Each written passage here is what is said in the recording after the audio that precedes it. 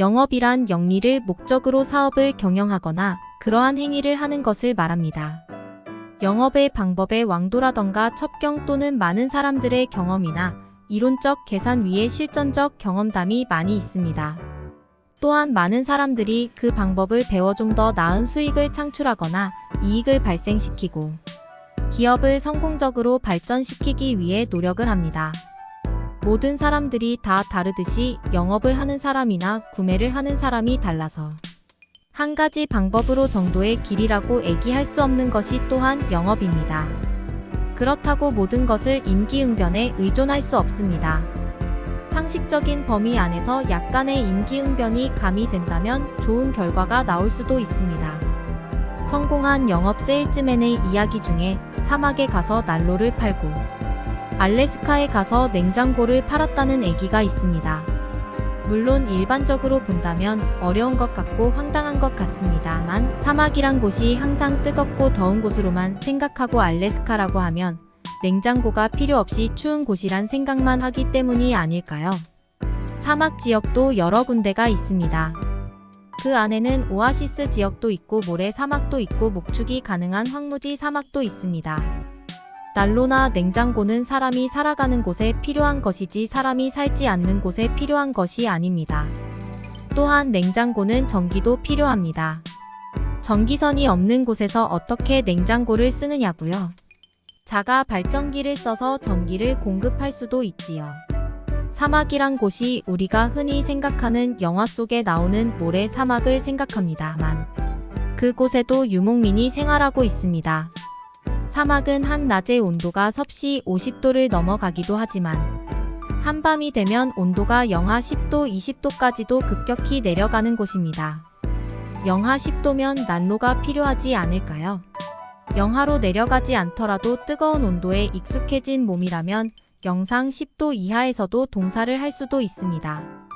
베트남에서 갑자기 날이 조금 추워 영상 몇 도의 온도에서도 노숙을 하던 사람들이 동상으로 사망하는 경우가 생깁니다. 그러나 의외로 에어컨은 잘 팔리지 않을 것 같습니다. 날이 뜨거워도 그늘만 있으면 직사광선을 피해서 그리 덥지가 않기 때문입니다. 알래스카의 냉장고 어떤가요? 옛날 영화에 나오는 이글루를 생각한다면 냉장고가 필요 없지 않나요?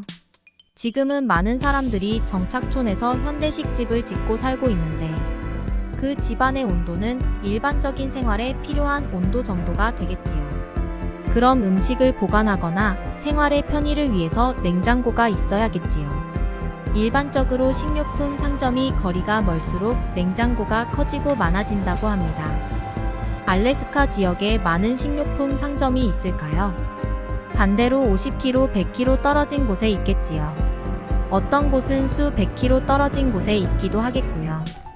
비행기로 식료품을 공수받아서 생활하는 사람들은 더 많은 저장고 즉 냉장고가 필요하겠지요. 또한 식료품을 얼려서 보관이 가능한 것도 있겠지만 그렇지 못한 음식도 많습니다. 옛날 알래스카 사람들은 야채를 먹지 않고서도 비타민을 보충했던 이유는 날고기를 먹었기 때문입니다. 지금도 그들이 그 생활 습관을 유지하나요? 그런 변화가 필요를 창출하게 되는 것입니다. 수요를 바라보는 정확한 눈은 영업의 기본입니다. 영업을 단순하게 물건을 파는 것으로 인식한다면 그럴 수 있습니다. 그러나 좀 복잡하게 경제적 용어를 사용해서 복잡하게 본다면 아주 복잡한 산수식과 확률, 데이터의 분석에 의존한 영업을 바라본다면 참으로 어려운 것입니다. 요즘에는 통계학이나 기상학까지 영업적인 데이터로 활용이 되어집니다. 영업의 사이클을 보면 영업에 대한 정보를 수집하고 그 정보를 필요한 것으로 가공하여 분석하고 그 분석 데이터를 근거로 영업 계획을 세워 실행합니다. 계획을 실행하다 보면 시행착오를 겪습니다. 계획이 실제 상황이 아니고 또한 상대적인 변수가 많은 것이 현실이기 때문입니다. 그런 환경에서 이루어지는 것이 영업입니다. 그래서 아주 재밌습니다. 불확실하기는 하지만 희망적인 내용과 실패를 해서 경제적 손실이나 마음의 상처를 남길 수도 있겠지만 그런 실패는 다음에 성공을 할 수 있는데 기반이 되어줄 것입니다. 실패가 없는 성공은 사상 누각에 지나지 않습니다.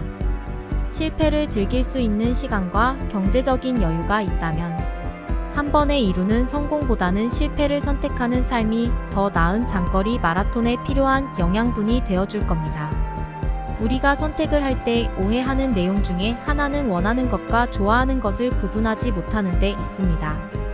원한다 want와 좋아한다 like는 서로 상관이 없는 다른 의미입니다.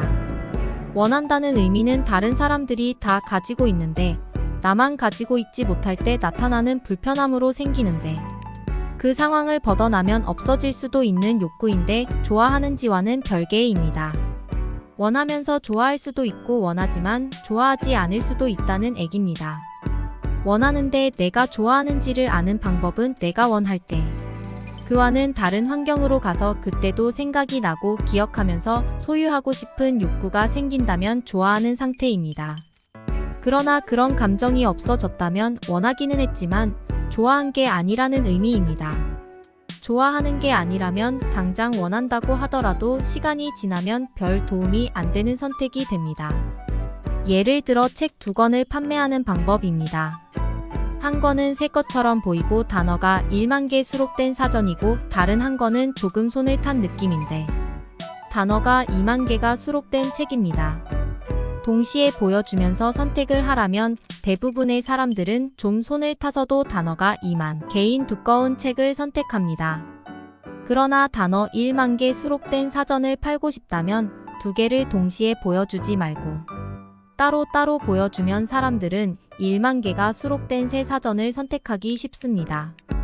이는 동시에 비교가 안 될 때에 사람들은 두께가 두꺼웠는지는 잘 기억이 안 나지만 표지가 낡았었는지에 대해서는 잘 기억합니다. 그때 그들은 1만 개 사전을 선택합니다. 만약에 여러분이 프리젠테이션을 한다고 할 때 두 개를 동시에 비교당한다면 그때 밀리는 경우를 생각해 볼 때 당신의 프리젠테이션이 채택을 하게 하는 방법은 당신만의 질적, 우수성이 있다고 판단이 되면 동시에 비교당하는 것보다는 하나씩 따로 보여주는 방법을 선택하는 것이 효과적입니다. 그러나 반대로 당신이 질적으로는 떨어지지만 당신의 프리젠테이션이 더 잘 만들어졌다고 생각이 될 때는 동시에 비교하게 하는 게 당신이 더 선택받을 가능성이 높습니다.